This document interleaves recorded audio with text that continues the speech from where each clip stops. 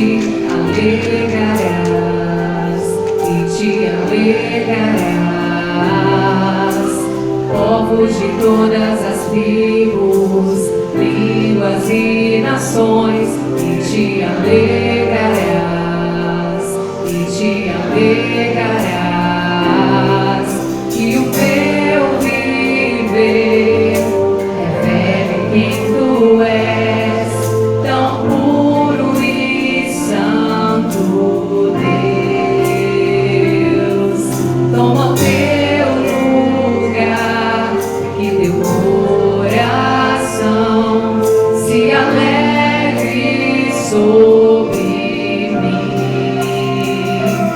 Glória e honra a ti, Cordeiro Santo, Cordeiro Santo.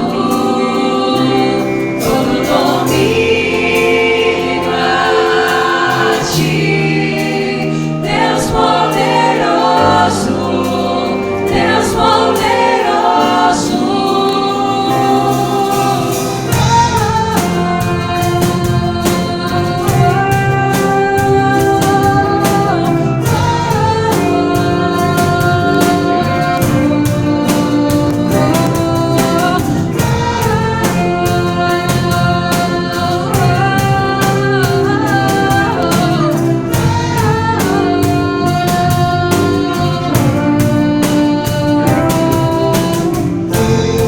Verás o fruto do teu penoso trabalho, te alegrarás, e te alegrarás.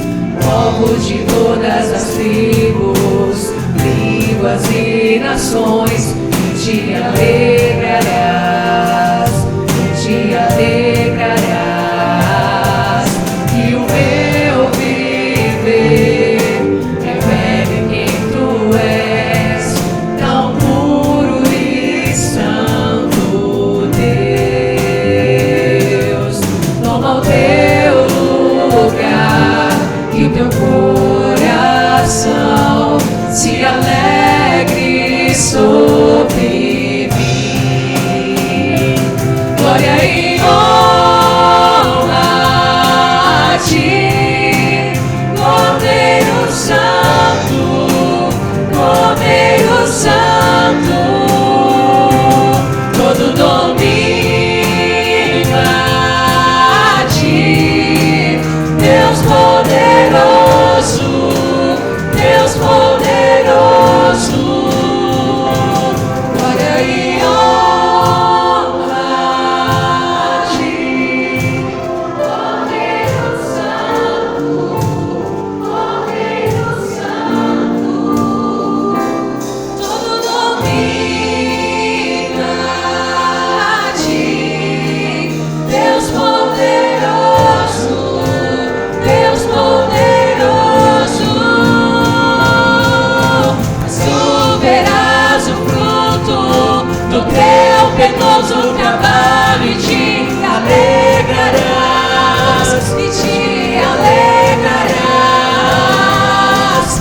Povos de todas as tribos, línguas e nações, e te alegrarás, e te alegrarás.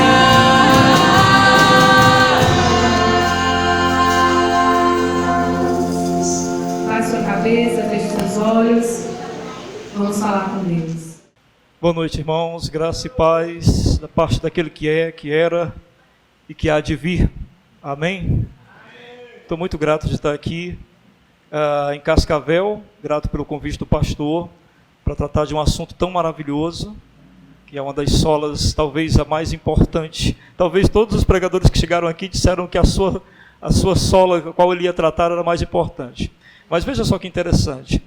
Sola fide, sola gratia, sola scriptura, solo Christus, soli Deo gloria. Eu gosto de usar minha mão para lembrar dessas solas, porque o soli Deo gloria está no dedo maior, mais alto. A glória de Deus, ela preenche as outras solas, digamos assim. A glória de Deus é a parte mais importante do que se refere à reforma. onde os reformadores conseguiram entender que havia a necessidade que o povo entendesse que não dependia exclusivamente... Acho que está soprando. Vou baixar um pouquinho. Pronto. Melhorou? Era a minha respiração. Os reformadores queriam que as pessoas entendessem que toda a glória vinha exclusivamente do Senhor. E automaticamente, então, era necessário que eles compreendessem, o povo, o que era essa glória que deveria vir somente do Senhor. Os irmãos já devem ter compreendido o sola, que significa somente, não é? Então, quando falamos só lhe deu glória, estamos falando somente a Deus toda a glória. E o que basicamente significava isso? Vamos contextualizar primeiro para o período em que eles estavam vivendo. Estava-se vivendo um período em que a salvação ela poderia ser adquirida pelos próprios méritos e forças. As pessoas poderiam, inclusive, comprar o seu acesso ao céu.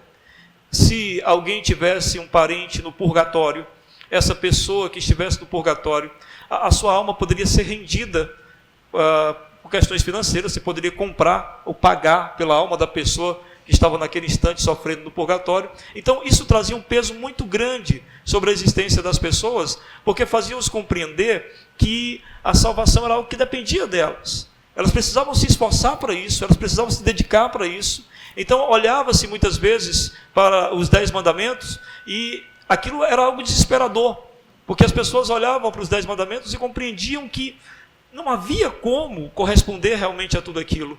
E principalmente se você adentrasse um pouco mais no entendimento dos mandamentos, como o Senhor Jesus nos ensinou, lembre do que Jesus disse, não é? Ele falou, está escrito, não matarás. Eu, porém, vos digo, se você disser uma palavra dura com o teu irmão, você já o matou.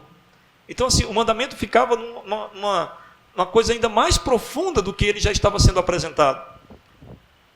Não adulterarás, dizia o mandamento, e Jesus disse, eu porém vos digo, se você olhar para a mulher do teu próximo e desejá-la, você já adulterou. Então havia uma profundidade tão grande, maior ainda do que se podia crer, e isso gerava desespero nas pessoas. Desespero tal que fazia, é lógico, que aqueles que queriam a sua salvação, aqueles que estavam desesperados e queriam entregar suas vidas a Cristo, acreditavam piamente naquilo que a Igreja Católica Apostólica Romana estava propagando, que era dizer que a salvação dependia de obras que deveriam ser feitas, que deveria depender de cada um dentro do seu próprio mérito pessoal, assumindo sua posição diante de Deus com suas próprias forças. Então veja como é libertador quando os reformadores apresentam o conceito de somente a Deus toda a glória. Somente de Deus parte toda a ação. A ação de chamar o pecador, de atrair o pecador, de convencer o pecador de seus pecados e de fazer com que o pecador viva em contrição durante toda a sua vida, pelo convencimento contínuo do Espírito Santo da necessidade que o pecador tem de Cristo e de Deus. Ação completa de Deus. Deus indo ao coração do pecador, Deus falando diretamente ao coração do pecador, atraindo este para si, e ao atrair este para si, sustentando este com ele, durante toda a sua existência e até a glória eterna. Somente a Deus toda a glória. Isso é libertador. E quando a gente fala em somente Deus toda a glória, para que fique bem claro na mente dos irmãos, nós estamos dizendo assim, somente a Deus todo o mérito. Nenhum mérito para nós. Somente a Deus toda a honra de ter feito. Nem um pouco de honra a nós. Somente a Deus todo o louvor, ou seja, todo agradecimento pelo que fez. Nenhuma gratidão referente à nossa ação. Até porque nossa ação só foi possível por causa da primeira ação, que foi a de Deus. Então, quando a gente fala em somente a Deus toda a glória, estamos dizendo que não podemos dar sequer a nós 0,01% de mérito. Porque imediatamente estaremos tirando algo da glória de Deus. Toda a glória pertence exclusivamente ao Senhor. Qualquer milímetro de glória que eu tento trazer para mim, eu tirei a glória do Senhor. eu disse que algo de mim foi feito a partir de mim e não propriamente ou diretamente dele. Isto é libertador. Libertador porque nós sabemos da nossa incapacidade de chegarmos até Deus, até porque é por isso que nós temos tantas religiões. O que são as religiões? São as tentativas de se chegar a Deus. São as tentativas de se alcançar aquilo que, dentro do nosso entendimento humano, nós chamamos de céu, vida eterna. Como aquele jovem que chega para Jesus e diz: mestre, o que eu faço para ter a vida eterna? É um anseio das pessoas. O que eu faço para não morrer? O que eu faço para nunca deixar de viver? E aí de repente você descobrir que não é você que faz, mas Deus fez antes da criação do mundo. Deus proporcionou, antes de nos criar, a possibilidade de estarmos para sempre com Ele. Fascinante, não é? Fascinante. Somente a Deus todo o mérito, somente a Deus toda a glória, somente a Deus. A gente repete isso nos cultos, todo louvor, toda honra. E hoje a gente vai compreender um pouco mais sobre isso. Queria convidar vocês a abrirem no Evangelho de João, no capítulo 17. Evangelho de João, capítulo 17. E nós vamos ler uma oração de Jesus, e esta oração, apenas um trecho dela, vai nos fazer entender melhor o que significa somente a Deus toda a glória. Esse é meu objetivo. Meu objetivo é que a gente, através desse texto, tenha a compreensão desta grande identidade da reforma, que é somente a Deus toda a glória. Então, João, capítulo 17, do verso 1 em diante, diz assim: tendo Jesus falado estas coisas, levantou os olhos ao céu e disse: Pai, é chegada a hora, glorifica a teu Filho, para que o Filho te glorifique a ti. Assim como lhe conferiste autoridade sobre toda a carne, a fim de que ele conceda a vida eterna a todos os que lhe deste. E a vida eterna é esta: que te conheçam a ti, o único Deus verdadeiro, e a Jesus Cristo a quem enviaste. Eu te glorifiquei na terra, consumando a obra que me confiastes para fazer.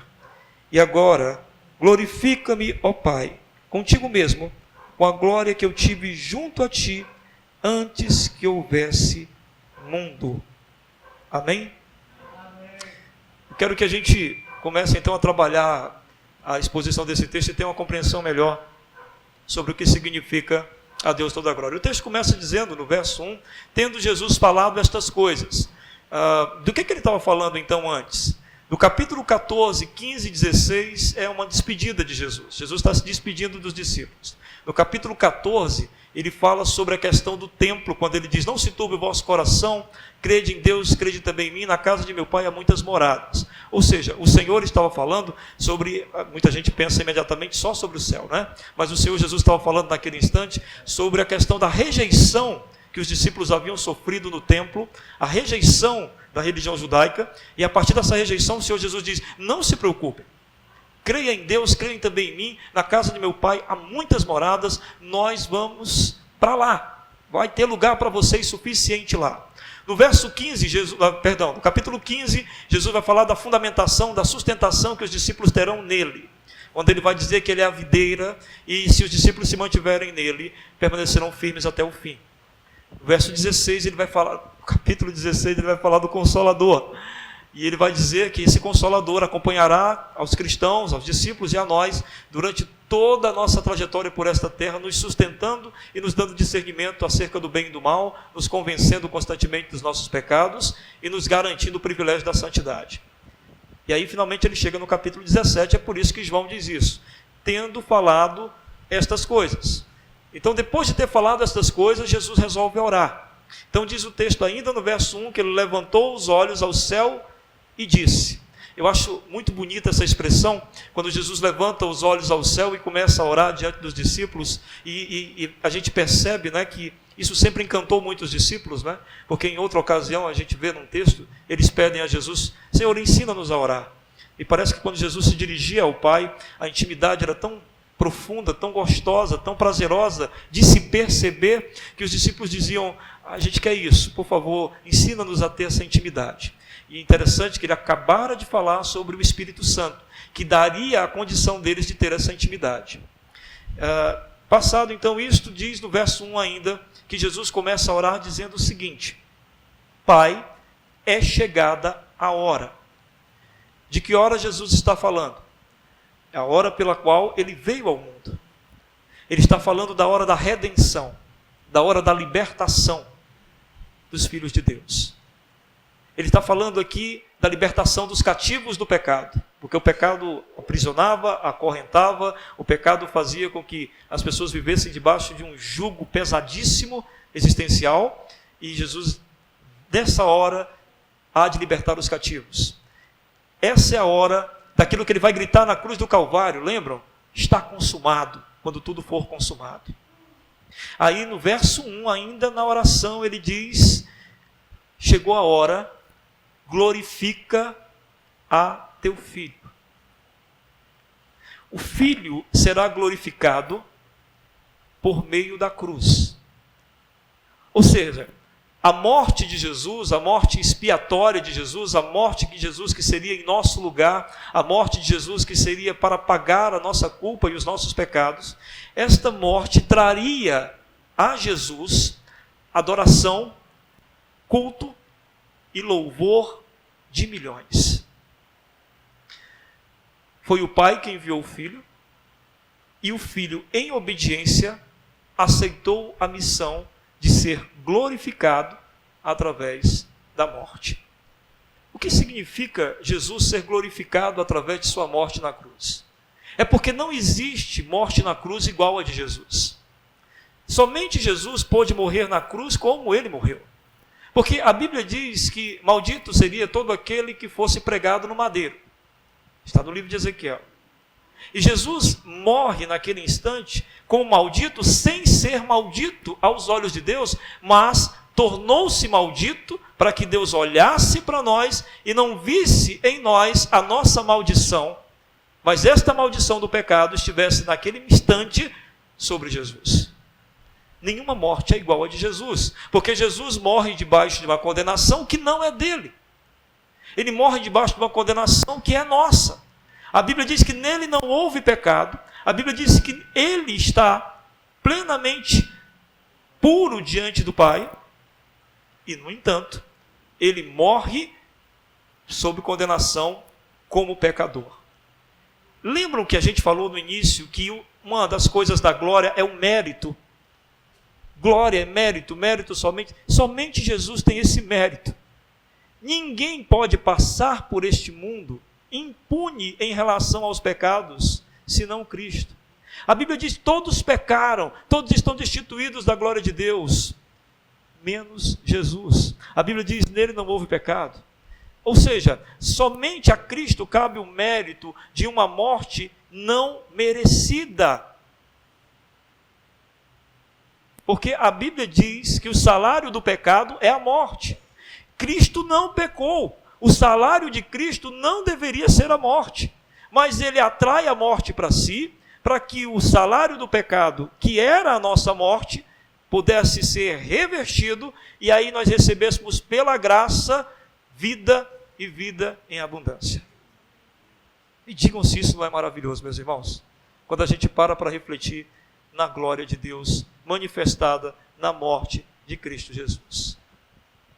Então, quando ele diz: Pai, glorifica o Filho, ele está dizendo: Pai, chegou a hora da morte que só cabe a mim, e chegou a hora da morte imerecida, mas chegou a hora da morte que glorifica o Filho como único capaz de fazer tal coisa. Um anjo não poderia morrer por nós, porque é anjo e não é gente. E para morrer no nosso lugar, tinha que ser alguém gente como a gente. Alguém, gente como a gente, que não fosse como Davi, porque Davi pecou, que não fosse como Moisés, porque Moisés pecou, que não fosse como Noé, porque Noé pecou, e até Abraão, o pai da fé, também era pecador. Nenhum desses teria condição de pagar pelos nossos pecados, porque eles mesmos teriam que pagar pelos seus. Então, Cristo tem o mérito de sozinho trazer para si o pecado da humanidade e pagar por este. Por isso, em Filipenses, capítulo 2, tem aquele texto maravilhoso. Deus lhe deu um nome que está acima de todo nome, para que ao nome de Jesus, você sabe dizer? Todo joelho se dobra, toda língua confessa. Ele é o Senhor. A Jesus toda a glória. A Ele toda a glória. Mas veja o que Jesus diz ainda na oração, ainda no versículo 1. Ele diz assim: para que o Filho te glorifique a ti. Vejam que interessante, meus irmãos. Nós acabamos de falar da glória de Cristo. Mas Cristo diz: mas Pai, eu sei que estou passando, ou vou passar pela cruz, e isto é para a tua glória. Cristo é glorificado pelo Pai. Amém? E o Filho glorifica o Pai. Isso é tremendo. O Pai glorifica o Filho, ou seja, o Pai diz: meu filho, o mérito é seu. E o Filho, ao passar pela situação, diz: Pai, o mérito é teu. É como se ficassem um dividindo ou jogando a glória para o outro, vamos dizer assim. Então, o ato do Filho, por que ele glorifica o Pai? Porque o Pai o ama. Lembra quando ele foi batizado, Jesus? E aí o texto diz para nós que no dia do batismo, uma voz dos altos céus se abriu e o Pai disse: este é meu Filho amado, em quem eu tenho muito prazer. Pare para pensar uma coisa, você que é pai, o que nós fazemos com nossos filhos amados? Nós os protegemos, nós os guardamos. Por nós, eles não passariam por nenhuma dor e nenhuma angústia nesse mundo. Quando um filho nosso está doente, a gente costuma até orar, eu não sei se você já fez isso, mas dizer: Senhor, põe essa dor em mim. Eu não quero ver meu filho sofrendo assim.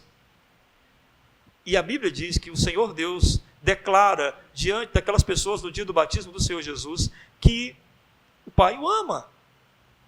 Esse é meu filho amado, eu o amo. E amando esse filho, ele entrega esse filho pela vida de outros filhos condenados pelo pecado. Teresa de Ávila dizia o seguinte: Deus, se é assim que tu trata os teus filhos amados, por favor, me deixe entre os não amados. É lógico que ela estava brincando, ela tinha um bom humor também. Não era só uma pessoa espiritualizada, vamos dizer assim. Mas veja bem, sabe por que o filho faz a vontade do pai? Porque o filho ama o pai. E quem ama o pai, ama tudo que o pai ama.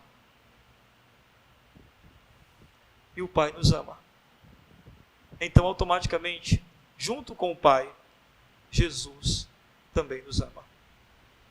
É como se Jesus concordasse com essa situação, porque o mesmo sentimento que o pai tem é o mesmo sentimento que há em Jesus.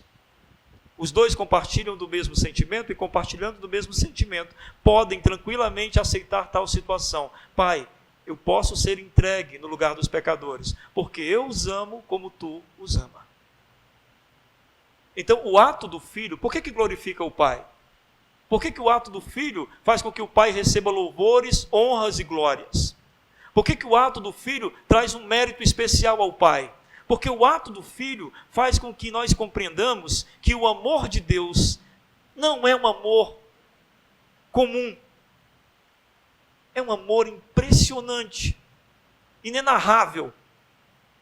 Porque o amor de Deus, ele principia pela Trindade.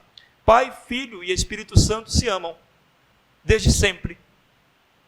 E eles poderiam viver nesse círculo de amor por toda a eternidade. Mas o que o Deus Pai resolve fazer, segundo as Escrituras? É que esse amor se estenda, que saia desse círculo e se expanda pela sua criação e chegue até nós. É por isso que Deus tem tanto prazer em comunhão, é por isso que Deus tem tanto prazer em igreja. Porque a igreja é uma expressão de círculo de amor. Nós nos amamos. E ele disse, Jesus disse isso, não é? Vocês serão conhecidos pelo fato de vos amardes uns aos outros. O apóstolo Paulo dizia no final de suas cartas, o apóstolo João também refere alguma coisa sobre isso. A nossa comunhão é com o Pai, com o Filho e com o Espírito Santo. O que ele está dizendo? A gente entrou nesse círculo de amor. A gente faz parte disso agora. Porque Cristo levou esse amor até nós e nos trouxe para dentro desse círculo de amor. Tremendo, não é, irmãos? Maravilhoso. Então, o que acontece? Quando Cristo diz, Pai, o teu nome será glorificado, o teu nome será mais honrado ainda, tu receberás mais mérito ainda, é porque eles compreenderão que o teu amor é tão grande, que ele não vai se fechar no círculo da nossa existência eterna, mas esse amor se derramou sobre os filhos de Deus que estavam perdidos. Deus amou o mundo de tal maneira é o amor transbordando, que deu o seu Filho amado, para que todo o que nele crê não pereça, mas tenha vida eterna. No verso 2, assim como lhe conferiste autoridade sobre toda a carne, a fim de que ele conceda a vida eterna a todos os que lhe deste. Vida eterna a todos os que lhe deste. Pai, eu sei que esse ato que vai glorificar o teu nome, está dizendo Jesus mais ou menos isso, é um ato que vem a partir do princípio de que o Senhor é que concede a vida eterna. O Senhor é que dá a vida eterna. O Senhor é que proporcionou a cruz. Se não fosse o ato da cruz, nós não teríamos salvação. Se não fosse no Antigo Testamento, aqueles princípios estabelecidos onde Deus dizia, o homem que pecar, traga um animal, um cordeiro puro, sem mancha, sem mácula, e ofereça ao sacerdote, e esse cordeiro imediatamente trazia o perdão para o pecado específico pelo qual ele foi entregue. Esse plano remetia ao Cordeiro Santo de Deus, que não paga por um pecado, mas pelos nossos pecados do passado, do presente e do futuro. E aí o que Cristo está demonstrando aqui nesse instante, Pai, assim como lhe conferiste autoridade sobre toda a carne, a fim de que ele conceda a vida eterna a todos que lhe deste. Vida eterna a todos que o Pai quiser. Que coisa, né? Só lhe deu glória, somente a glória dele. E se a glória é totalmente dele, ele é totalmente soberano. Porque só alguém que é soberano, que está acima de tudo, estou falando acima de tudo mesmo, inclusive das nossas vontades. Inclusive das nossas vontades. Porque nós não estamos aqui porque nós somos pessoas boas. Nós não estamos aqui porque somos melhores do que os outros, ou mais perspicazes, inteligentes, e conseguimos compreender as Escrituras além dos outros. Nós não estamos aqui por isso. Nós estamos aqui porque esse Deus glorioso, esse Deus do qual todo o mérito está na ação dele, nos escolheu.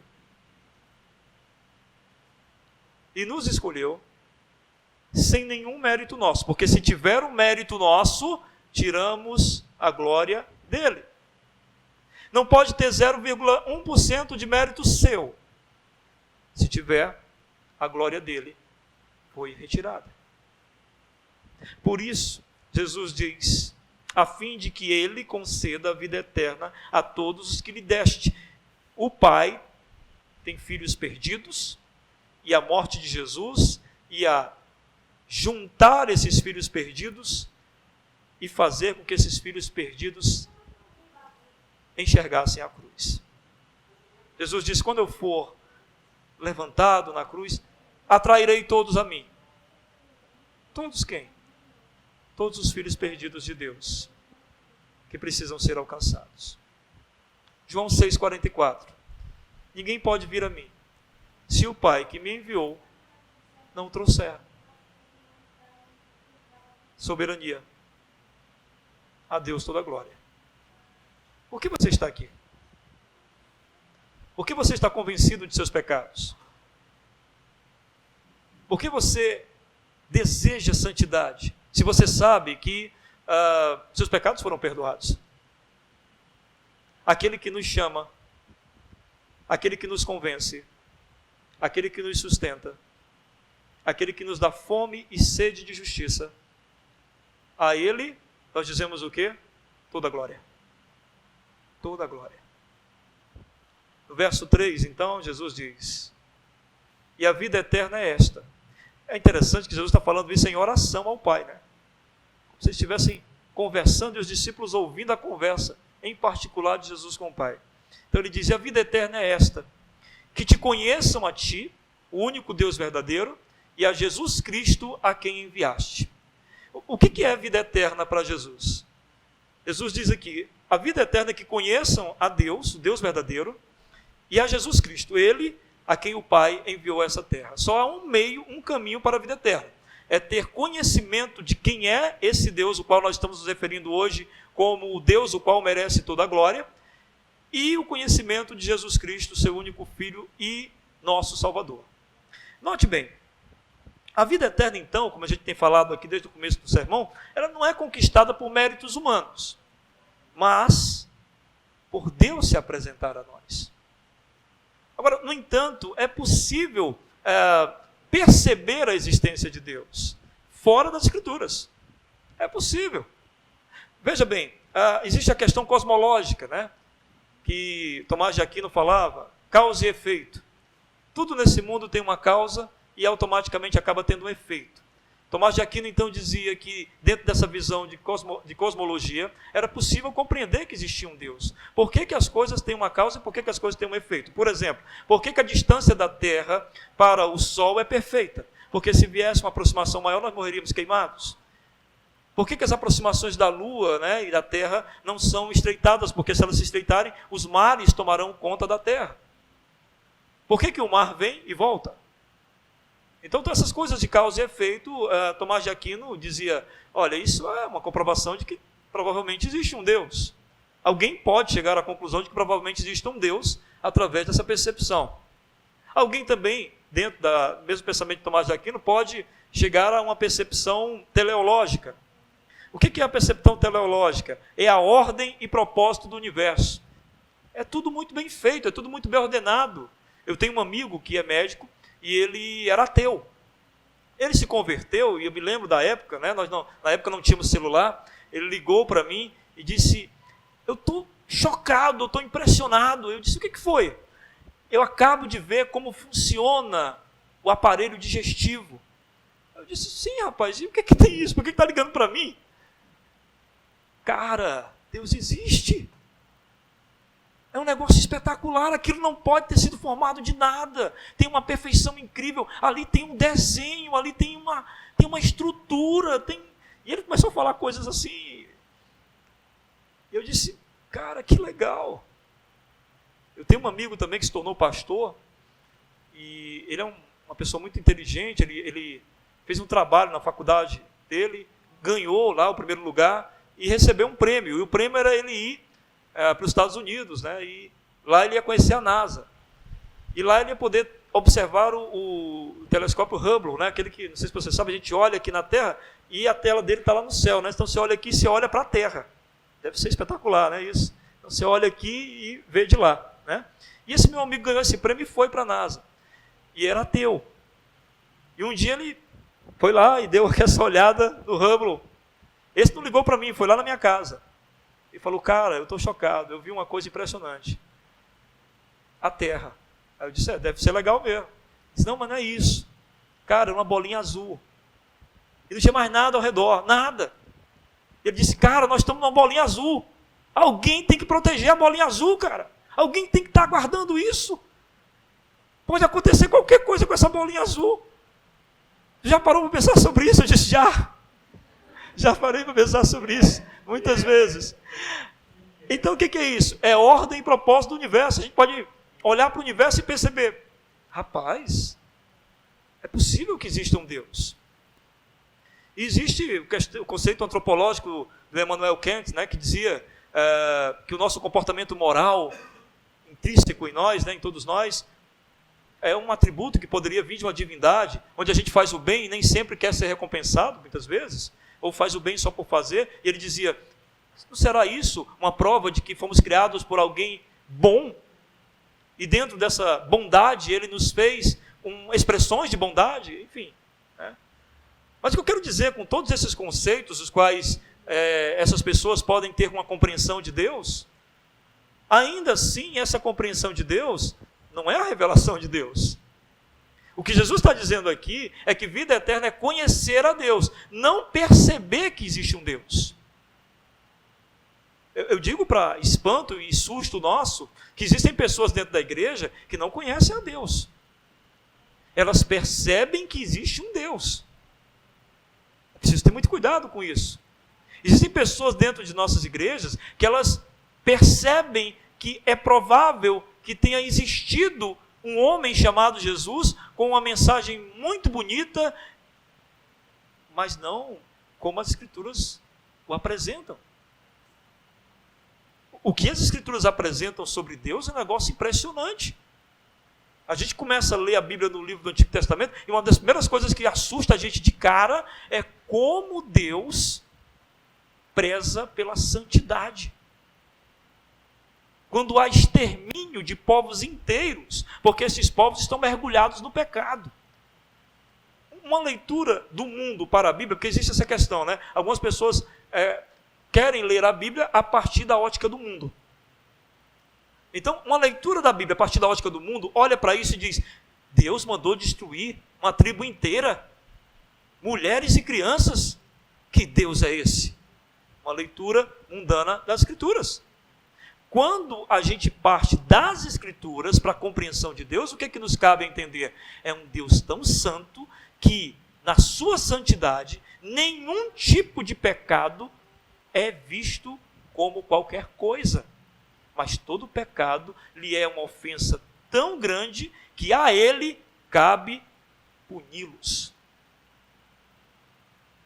É um Deus santo e puro e zeloso pela sua criação. Você conhece esse Deus? Se você conhece esse Deus, você tem vida eterna. 1 Coríntios capítulo 2, verso 14, o apóstolo Paulo falando da igreja de Corinto, e ele estava se referindo a alguns irmãos da igreja que estavam bagunçando a igreja, participando da igreja, mas bagunçando no sentido de cometerem pecados terríveis dentro da comunidade ou dividindo a comunidade. E aí ele diz o seguinte, tentando direcionar os irmãos ao que é certo. 1 Coríntios 2,14. Ora, o homem natural não compreende as coisas do Espírito de Deus, porque lhe parecem loucura. Percebem? O homem natural que não... Veja bem, o homem que o Espírito Santo, a mulher que o Espírito Santo, o ser que o Espírito Santo não chegou ao seu coração, convenceu de seus pecados e da necessidade de salvação, e o Espírito Santo apontou para a cruz de Cristo. A pessoa que não teve essa experiência ainda, essa experiência de quebrantamento, de necessidade, de pedido de socorro, quando lá em Romanos o apóstolo Paulo diz, todo aquele que clamar será salvo. O termo clamar é lá um termo de socorro desesperado. Todo aquele que sentia-se perdido e condenado será salvo, mas sentir-se condenado e desesperado necessita-se da intervenção do Espírito para tal convencimento. E aí, quando tal convencimento vem, o homem natural começa a compreender as coisas sobrenaturais. Por isso, Paulo diz, ora, o homem natural não compreende as coisas do Espírito de Deus, porque lhe parecem loucura. Dá uma olhada nas Escrituras e vê se você for olhar sem um olho espiritual dado pelo próprio Deus a você, você vai chamar aquilo de loucura. Você é um estudante de sociologia e vê uma tribo toda sendo dizimada por causa de um pecado de alguém. Você diz, isso não é possível, isso não tem sentido. O homem natural não compreende as coisas do Espírito de Deus porque lhe parecem loucura e não pode entendê-las porque elas se discernem espiritualmente. Então o que é a vida eterna? É conhecer esse Deus das Escrituras, é conhecer o Jesus das Escrituras, que nos é revelado a partir do Espírito Santo de Deus. Não adianta o nosso esforço se Deus não quiser revelar-se a nós. No verso 4, Jesus então diz, e ele já fala meio que, como se ele estivesse fechando a sua própria história, né? E ele diz, eu te glorifiquei na terra, consumando a obra que me confiaste para fazer. Eu te glorifiquei na terra. O que significa? Vamos voltar ao entendimento do início do sermão. Eu te dei todo o mérito nessa terra. Eu te dei toda a honra nessa terra. Tudo que fiz, eu fiz a partir de ti. Lembra que Jesus disse certa vez aos discípulos, a minha comida e a minha bebida é fazer a vontade do Pai. O que ele está dizendo? Eu estou neste mundo completamente para o Pai. Eu estou vivendo aqui para Ele. Toda a glória da minha existência pertence a Ele. Então, diz, eu te glorifiquei na terra, porque toda a glória da minha existência pertence a Ti, ó Pai. Os irmãos já imaginaram que o Salvador do mundo nasceu como um bebê indefeso? E que precisou que José e Maria corressem de um lado para o outro para protegê-lo, quando queriam matá-lo? Não é impressionante isso? E eu me perguntava, às vezes lendo esses textos, onde José tinha que ter um sonho, o anjo dizia, José, pega a criança, foge daí, vão querer matá-lo, e José pegava a criança, e eu ficava pensando, oh Deus, por que o Senhor não cuida do menino? O menino é o Salvador, não é? Por que o Senhor não põe uma mão poderosa lá, uns anjos ao redor, uma coisa...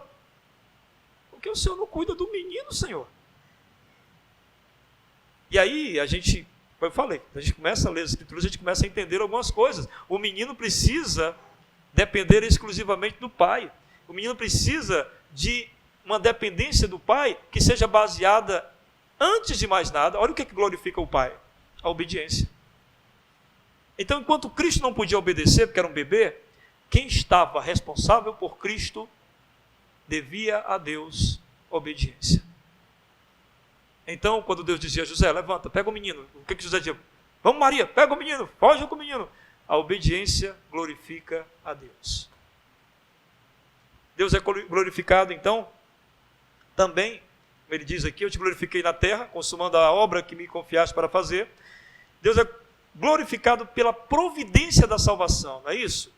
Foi através da vida e morte de Cristo Jesus que foi providenciada a nossa salvação. Então ele diz, Pai, eu te glorifiquei aqui na terra, porque a minha vida, ela esteve em total reverência a Ti, e a minha morte também será em plena reverência a Ti. Filipenses capítulo 2, verso 5, diz a nós, tende em vós o mesmo sentimento que houve em Cristo Jesus, que sendo homem, assumiu a condição de homem e abriu mão da condição divina e foi obediente até a morte e morte de cruz. Compreenda, irmãos? A obediência é o que glorifica ao Senhor. A obediência é que faz com que toda glória seja dada somente a Deus. Porque quando nós obedecemos, nós imediatamente dependemos totalmente de Deus. Os irmãos compreendem isso? Quando eu estou no meu casamento, e o casamento está confuso, a minha esposa não é mais a mesma pessoa, ou o seu marido não é mais a mesma pessoa, o tempo que passou fez com que o relacionamento comece a ficar conturbado, e aí eu lembro que a minha forma de glorificar a Deus no casamento é amar o meu esposo ou a minha esposa até o último dia de nossas vidas. Eu preciso, nesse instante, para obedecer, da participação gloriosa de Deus. A glória é dada a Deus por quê? Porque se eu decidir obedecê-lo, Ele vai me capacitar para tanto. Então, Jesus está dizendo, Pai, eu te glorifiquei na vida, me submeti à tua vontade em tudo, e irei me submeter agora à morte, para que tu sejas glorificado, tanto na vida quanto na morte. Morte, porque com Ele morrem também todos os nossos pecados. E Deus assim é glorificado pela obediência do Filho, que é por causa de sua obediência que Ele pode levar em si os nossos pecados. Aí no verso 5, ele diz, e agora, glorifica-me, ó Pai, contigo mesmo, com a glória que eu tive junto de Ti, antes que houvesse mundo. Eu acho esse versículo emocionante. Jesus está pedindo para voltar para casa. É muito emocionante. Ele diz, e agora, glorifica, meu Pai, sabe, glorifica-me contigo mesmo. Sabe, lá na glória que a gente tinha, onde nós três, Pai, Filho e Espírito Santo, unidos, estávamos lá em plenitude de alegria e amor. Glorifica, meu Pai, contigo mesmo, com a glória que eu tive junto de Ti antes que houvesse mundo. É o filho voltando para casa. Mas é legal, sabe, gente, que não é voltando para casa de mãos vazias, né? É voltando para casa e levando consigo todos os prisioneiros libertos das algemas do pecado. Que maravilha! Que maravilha! Lá na cruz do Calvário, gritando, está consumado. Paulo faz uma leitura tremenda sobre isso. Colossenses capítulo 2, verso 15. Paulo descreve Jesus como um guerreiro que venceu a tropa inimiga e trouxe os despojos. E você sabe quando um guerreiro vencia uma tropa inimiga? Dentre os despojos que ele trazia os escravos. Os escravos ali agora eram dele. Amém? Olha o que Colossenses diz. E despojando as autoridades e poderes malignos, desculpa, eu falei o texto, é Colossenses 2,15. Diz, e despojando as autoridades e poderes malignos, fez deles um espetáculo público, triunfando sobre eles na cruz. Consegue imaginar o que Paulo está vendo aqui? É Jesus andando pelas ruas de uma cidade, a imaginação de Paulo, como guerreiro, trazendo atrás de si todos aqueles que foram resgatados ou capturados para ele. Então há ali uma grande procissão, Jesus como guerreiro à frente e a procissão atrás são daqueles que antes eram escravos do pecado e agora são voluntariamente escravos de Cristo. E aí o texto diz que esse triunfo, essa vitória, veio sobre a cruz. Amém? Que texto maravilhoso, meus irmãos, esse que a gente leu. 5 versículos. 5 versículos que falam tantas coisas incríveis sobre esse Deus que merece toda a glória. Eu queria destacar algumas coisas doutrinárias do versículo. A primeira delas é que a gente vê, nesses versículos, que Deus glorifica o Filho, levando a condição de morte de cruz. E o Filho glorifica o Pai, aceitando, pelo amor e pela obediência, se submeter a essa condição de morte de cruz. Aqui a gente percebe que a nossa condição de salvação dependeu exclusivamente da iniciativa do Pai e da entrega do Filho. Se o Pai não toma a iniciativa e se o Filho não se entrega a essa iniciativa, eu e você ainda estaríamos condenados. A Deus toda a glória, porque teve a iniciativa, ao Filho toda a glória, porque agiu por essa iniciativa de amor. Ao Espírito Santo toda a glória, porque nos convence desta mensagem, nos atrai para a cruz e nos sustenta até o fim dos nossos dias. A Bíblia não fala isso, mas a teologia chama de perseverança dos santos. O segundo aspecto doutrinário que a gente vê nesses 5 versículos é que Deus, em sua soberania e autoridade, é Ele que conduz os filhos perdidos para a cruz. Amém?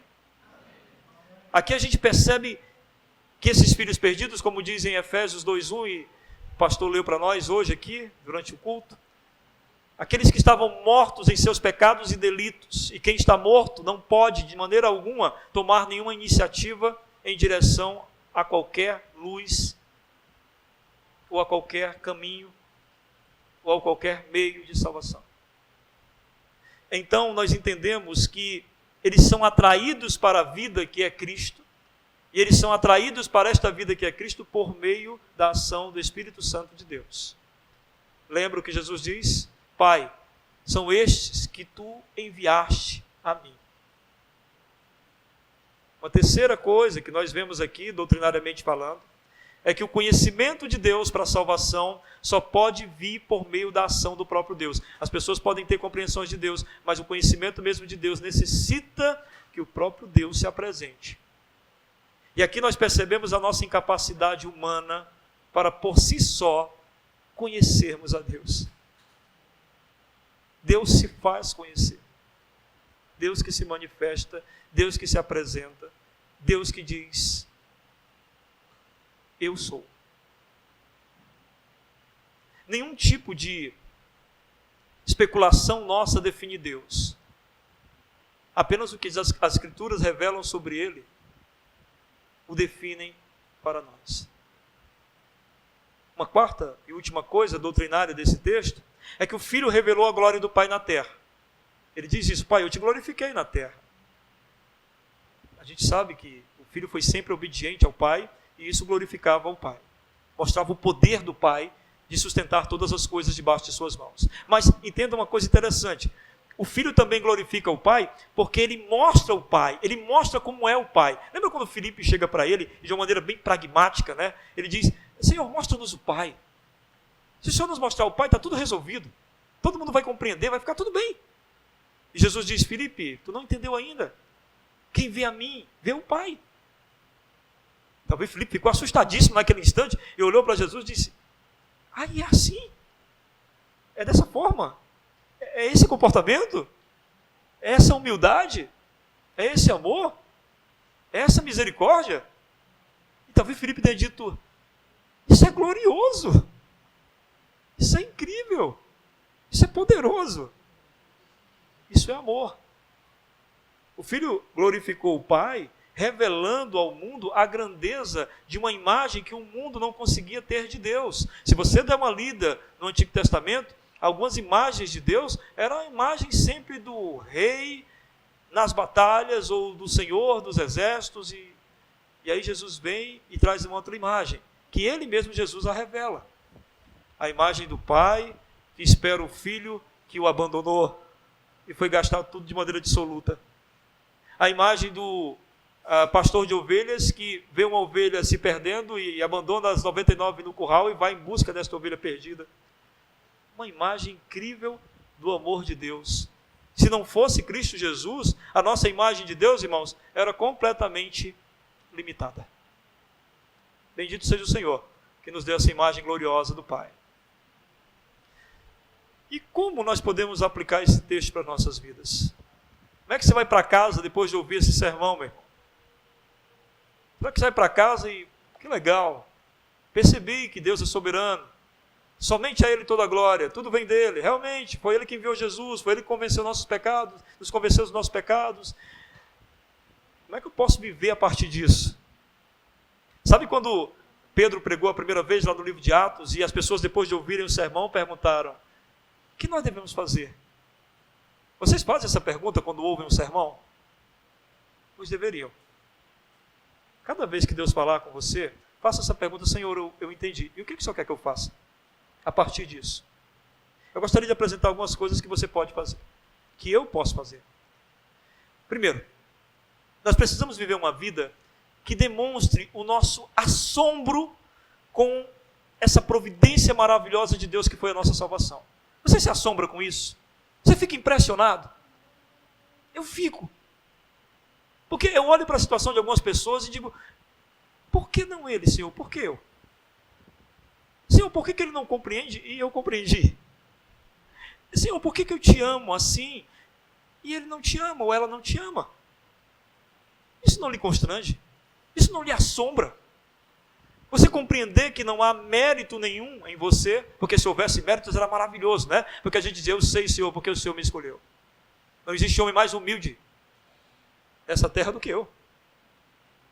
Eu sei porque o Senhor me escolheu. Eu sou muito amoroso. Eu sei porque o Senhor me escolheu. Conheço muito a Bíblia. Leio desde criança. Ou eu sei porque o Senhor me escolheu. Porque eu estou na igreja faz muito tempo, desde pequenininho. Eu participava do Cordeirinho de Jesus. Não tem mérito.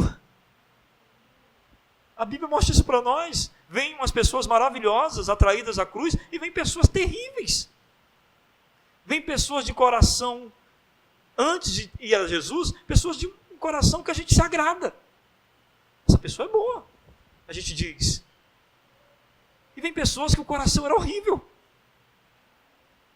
E às vezes corações horríveis não vêm, e às vezes corações bons também não vêm. Nós não sabemos qual é o critério. Isso devia nos assombrar mais. Que Deus é esse, rapaz? Ele faz as coisas do jeito dele. É do jeito que ele quer. E é mesmo, meus irmãos. E permitam abrir um parêntese de um testemunho sobre como Deus faz o que quer. Jamais quis ser pastor. Jamais. Eu olhava para os pastores, eu tinha pena deles. Tinha pena. Eu pensava, eu dizia, Deus nunca me chama para ser pastor, por favor, por favor, por favor. Porque eu via o filho do pastor comendo pipoca, e eu pensava, olha onde é que está o meu dízimo. Na pipoca do filho do pastor. Então eu tinha muito medo. Mas sabe o que aconteceu? O meu pastor chegou para mim e falou: meu irmão, você tem um chamado pastoral. Eu digo: então não, pastor, o senhor está meio confuso. Você tem um chamado pastoral, meu irmão. Eu vou orar por você. E ele orava lá e eu orava cá, né? Ele orava lá e eu, não sei o não. E ele, sim, sim. E ele me dizia assim: vou te levar no seminário. Vai no seminário. E eu dizia: não, pastor, eu não quero. Desculpa eu dizer isso para o senhor, mas eu não quero. Aí ele disse: meu filho, você não compreendeu ainda que é o nosso Deus. E ele me disse isso: nosso Deus é soberano. Se ele quiser, você não tem escolha. Aí eu fui para casa chateado. Eu tenho escolha sim, rapaz. Eu não quero e pronto. Você vai me botar lá para quê? Eu vou estragar tudo. Vamos começo de história. Meu pastor me levou ao seminário. Insistiu tanto que eu disse: tá, eu vou. Ele era um senhor idoso. E eu fiquei com pena dele e fui com ele. Quando eu cheguei no seminário, que eu olhei aquela biblioteca, que eu vi os livros. Eu amava conhecimento, sabe, da Bíblia, eu amava, eu tinha sede disso. Eu comecei a ler, ver aquela coisa, e vi as pessoas conversando em círculo, os pastores, falando sobre Deus todo o tempo, falando sobre Bíblia todo tempo. Eu disse: meu Deus, que ambiente legal é esse? Tá, eu vou ficar um tempo. Eu gosto de aprender. E na sala de aula eu dizia, a pessoa falava: bom, quantos de vocês querem ser pastor? Eu ficava na minha. De repente, não mais que de repente, eu me vejo de joelhos e um bando de pastor com a mão assim em cima de mim. E eu olhei e disse: cara, eu estou sendo ordenado. Você não se assombra com isso? Você que dizia: eu nunca vou para uma igreja. Esse negócio de crente, de repente você está sentado aqui. A gente devia se assombrar mais. Porque se a gente se assombrasse mais, já imaginou como a gente adoraria? Ninguém precisaria convencer a gente de nada. Quando começasse o culto, a gente já sei. Eu estou diante do Deus Todo-Poderoso. Eu estou diante daquele que merece toda a honra, todo louvor, toda a glória e toda a adoração. Não me digam como eu tenho que fazer, eu sei. Porque eu sou assombrado com esse Deus. Eu gosto da palavra temor, porque dá medo mesmo. Só que é um medo gostoso, porque a gente cria aquelas expectativas. O que será que Deus vai fazer comigo?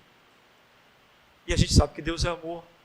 Então o que Ele for fazer não será mal. Poderá em dado momento nos fazer sofrer, mas nos abençoará grandemente. Então faça isso. Se assombre. Medite mais sobre a soberania e sobre esse Deus glorioso. Uma segunda coisa que nós podemos fazer, nós precisamos pedir diariamente que o Senhor, por meio do seu Espírito, nos leve para diante da cruz de Cristo. Não foi isso que nós aprendemos aqui? O filho disse: pai, é o Senhor que manda eles para mim. Nós devemos todo dia pedir ao Senhor: Senhor, por favor, me mande em direção à cruz de Jesus. Me dê todo dia a compreensão de que eu necessito do Evangelho, da compreensão dele diária. Disse que certo irmão se dirigiu a Lutero e questionou ele: por que o senhor prega o Evangelho todos os domingos? E Lutero respondeu: porque vocês se esquecem toda semana. Não é? Então a gente precisa do Evangelho todo dia. Por que você acha que a gente abre a Bíblia para os nossos devocionais? É porque a gente precisa lembrar da cruz. Sou pecador, necessito da graça do Senhor. Não tenho forças para lutar sozinho. A Ele toda a glória. Terceiro, se a vida eterna é conhecer Jesus, não foi isso que ele disse? A vida eterna é que te conheçam, Pai, e a mim. Se a vida eterna é conhecer a Deus, Pai, e a Jesus, você só comprova que tem a sua vida eterna se você tem intimidade com Jesus. Quem não tem intimidade com Jesus não tem segurança de vida eterna. 1 João, capítulo 2, versículo 6. Poderia colocar para nós? Tem como colocar? 1 João 2, 6. Eu gostaria que nós lêssemos juntos, irmãos. 1 João 2, 6. Será que demora ou não? Acho que estava desligado, né? Eu não queria só citar, queria que os irmãos lessem. Pronto, né? Por favor. Vamos lá? Podem ler.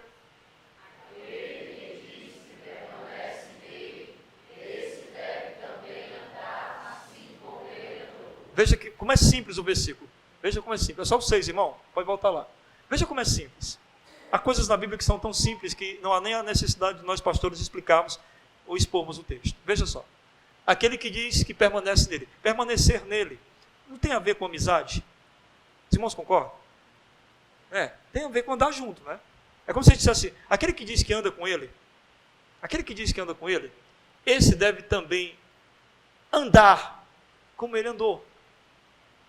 Porque ele é vivo. Ele não ressuscitou e foi morar na glória. Ele ressuscitou e habita em nós. Porque Pai, Filho e Espírito Santo jamais se separam. Então, quando o Espírito está em nós, Cristo está em nós. Você anda com Ele? Você é amigo dEle? Você tem intimidade com Ele? Então, duas coisas são certezas em sua vida. A primeira delas é que você não tem medo da morte, no sentido de que você crê na eternidade. Porque o Cristo que está em você convence-o constantemente de que este mundo vai passar, mas que você vai continuar. E o segundo aspecto, você tem essa garantia por quê? Você tem essa garantia porque você anda como ele andou. E como é que Cristo andou? Em obediência. Porque a obediência glorifica ao Pai. Conhece Jesus, aquele, meu irmão, que não ousa dizer nada além de: eis aqui teu servo, cumpra-se em mim segundo a tua vontade. Sabe quem disse isso, né? Trocando o servo por serva. Foi Maria. E Maria diz isso no Evangelho de Lucas, e em seguida vem o cântico dela. Você já leu o cântico de Maria? O cântico de Maria, ela fala sobre a grandeza de Deus. Ela começa a descrever quem é Deus desde o Antigo Testamento até chegar a ela. E ela diz toda a grandeza desse Deus, ela diz toda a glória desse Deus, e ela resume então dizendo que esse Deus fez coisas gloriosas. Então ela pode dizer: faça-se em mim também essas coisas gloriosas. Você pode dizer isso para Deus? Jesus, eu sou teu amigo, eu quero andar contigo, faz em mim coisas gloriosas. Amém? A quarta coisa que você poderá fazer, nós temos o privilégio de conhecer o amor de Deus. Amém? Muita gente não tem, infelizmente. E uma vez que esse amor nos atinge, é impossível viver em indiferença com os que nos cercam. Quando nós somos tocados pelo amor de Deus, é impossível ser uma pessoa indiferente. Porque o amor de Deus, ele nos atinge e nos transforma. Nós não só recebemos esse amor, nós não só nos consideramos amados, nós passamos a amar. Então veja bem o que diz em 1 João capítulo 2, verso 9 em diante. Diz o seguinte: aquele que diz que está na luz e odeia a seu irmão, até agora está em trevas. Está perdido. Aquele que ama a seu irmão está na luz, e nele não há escândalo. Mas aquele que odeia a seu irmão está em trevas, e anda em trevas, e não sabe para onde deva ir, porque as trevas lhe cegaram os olhos. Ou seja, nós entendemos que conhecemos o amor de Deus, e conhecer o amor de Deus é amar. Você sabe se tem Deus, se você tem amor. As Escrituras encerraram todos nós debaixo do pecado. Sabe para quê? Para que nós pudéssemos olhar para todos com misericórdia e amor. Para que a gente entendesse assim: nós somos todos iguais. E como é que nós estamos? Qual é a nossa situação? Estamos todos debaixo do pecado. Fomos todos encerrados debaixo do pecado. Para que todos nós pudéssemos nos olhar, como Paulo diz em 2 Coríntios capítulo 5, verso 16, ele diz assim para a igreja de Corinto: olha, a partir de agora a gente não olha para os outros como pessoas comuns, não. A gente sabe que está todo mundo debaixo do pecado. Ter essa percepção não vai fazer amar mais as pessoas. A misericórdia, ela é uma extensão do amor. Bem-aventurados os misericordiosos. Amém? Eles alcançarão misericórdia. Como a misericórdia é uma extensão do amor, então o que a gente entende? A misericórdia foi o amor de Deus que nos alcançou, e com esse mesmo amor nós queremos alcançar os outros. Se nós fomos alcançados pelo amor de Cristo, é natural que nós queiramos alcançar os outros também por esse amor. Por isso Jesus disse: amai vossos inimigos. É possível isso? Jesus disse: amai vossos inimigos, orai pelos que vos perseguem. É possível isso de maneira natural? Nunca! é um milagre. Quando Deus nos dá a capacidade, pelo seu poder glorioso, de termos o seu amor, e ao termos o seu amor, podemos amar como Ele. E aí sim, podemos clamar pelos inimigos, como se fossem pessoas queridas nossas, e receber as afrontas, respondendo-as com oração. É o amor de Cristo em nós. Não sei se deu um certo desespero em você agora, se você pensou assim, pastor, são coisas maravilhosas, mas eu estou com medo. Será que eu tenho capacidade disso tudo? Por favor, não esqueça como nós começamos esse sermão. Começamos falando que dele é toda a glória. Amém? Então, diante de tamanha demonstração de amor incondicional, sem méritos pessoais nossos, eu pergunto a você, será que é tão difícil assim ter uma vida de obediência? Se a gente entender esse amor, percebemos, meu Deus, eu estava perdido, e o Senhor me resgatou sem mérito algum, eu nem sei por que o Senhor me quis. Será que é tão difícil responder a esse ato de amor com obediência? A gente costuma dizer que sim, mas eu creio que não. É comum, né, a gente dizer, é muito difícil a caminhada com o Senhor e tal. Olha, se Ele nos escolheu, Ele mesmo nos tornará o que Ele deseja que nós sejamos. Amém? Embarque nessa. Filipenses capítulo 1, verso 6, Paulo diz à igreja de Filipe: tendo por certo isto mesmo, que aquele que em vós começou a boa obra, a aperfeiçoará até o dia de Cristo Jesus. A boa obra a qual Paulo se refere aqui no texto é da transformação dos crentes em Filipe. Deus não começou esse negócio com a gente? Ele não chamou a gente, Ele não convenceu a gente, Ele nos trouxe para perto? Vamos continuar com Ele? Ele vai fazer essa obra até o fim. Ele vai nos dar mais amor a Ele, Ele vai nos dar mais paixão pelo Evangelho, Ele vai nos dar mais desejo de santidade, eu creio nisso. Estar diante da cruz não é tão difícil. Basta a gente lembrar da misericórdia diária que a gente necessita, por conta da nossa luta incessante contra o pecado. Então às vezes você diz, mas é difícil, todos os dias buscar. Não, não é. Se todo dia você lembrar que você é miserável. Uma pessoa que passa fome todo dia quer comer, e ela busca comida, de alguma forma. Nós somos miseráveis e precisamos do alimento da graça do Senhor. Então não é tão difícil assim. A cruz nos lembra que tudo foi consumado lá e que a gente precisa se valer da vitória de Cristo na cruz. Em Romanos capítulo 6, Paulo fala muito sobre isso, né? Sobre nós nos valermos da vitória da cruz, porque ela nos dá a condição de não sermos mais escravos do pecado. Deus quer se dar a conhecer, meus irmãos. Isso é empolgante, não é? Olha só, a gente tem aqui uma Bíblia, né? Aqui Deus se revela, né? Que Ele fala coisas incríveis sobre Ele mesmo. Isso é a palavra de Deus, inspirada. Aqui tem a mensagem de Deus. Isso não lhe empolga? Porque Deus está dizendo assim, eu quero que você me conheça. Quanto amor os irmãos têm pelas Escrituras? Quanto tempo vocês gastam lendo a palavra? Algumas pessoas dizem, eu não entendo a Bíblia. Não, você não lê a Bíblia. Você não pode dizer que não entende o que você sequer se aproxima para compreender. Quanto tempo nós gastamos em 3 coisas que nos dão mais entendimento sobre Deus: adoração, oração e leitura da palavra. E a adoração não corresponde só à adoração no culto, mas a minha vida em obediência lá fora é adoração ao Senhor. A minha vida de oração é uma vida em que eu posso entender e conhecer mais o Senhor, e a minha vida de leitura da palavra me fará compreender mais quem é esse Senhor. E é interessante que aí nós entramos na sola escritura, que alguém deve falar ainda, né? Mas é muito interessante. Já falou, né? Então posso falar. Eu não ia falar porque pensei que alguém já tinha falado. Então o sola escritura é uma coisa interessante porque é o que define a adoração e a oração. Eu só posso falar com Deus se eu souber com quem eu estou falando. Não é verdade, irmãos? Como é que eu vou me dirigir a um Deus que eu nem sei?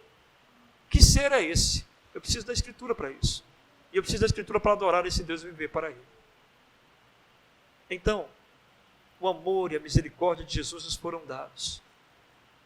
E nos foram dados pela sua suprema glória. Nos foram dados porque Ele nos quis dar. Ele estende a mão para nós e diz: qual filho que pede pão e o pai dá pedra? Ou pede peixe e o pai lhe dá uma serpente? Ou pede ovo e o pai lhe dá um escorpião? Assim também o Pai Celestial vos dará tudo aquilo que vós necessitais, para que a glória dele seja manifestada. Amém? Somente a Deus toda a glória. Vamos orar?